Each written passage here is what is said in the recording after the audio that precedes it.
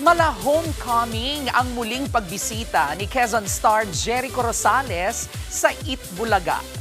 Ginawa pa ngang mas espesyal yan ang Dapper Cats dahil sa pa-throwback ng kanyang videos sa Mr. Pogi segment ng Itbulaga, kung saan siya nanalo taong 1996. Natawa man sa kanyang itsura noon, masaya ang OG Mr. Pogi na makabalik sa EB stage. Anya, malaki ang utang na loob niya sa longest-running noontime show kung saan nagsimula ang kanyang showbiz career.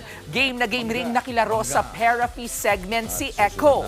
Highlight din ng balik Itbulaga ni Echo ang kulitan nila ni Bossing Vic Soto.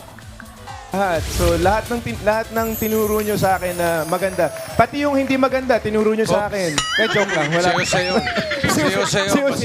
Basta Sayo. mga hindi magandang bagay, sayo. Sigurado.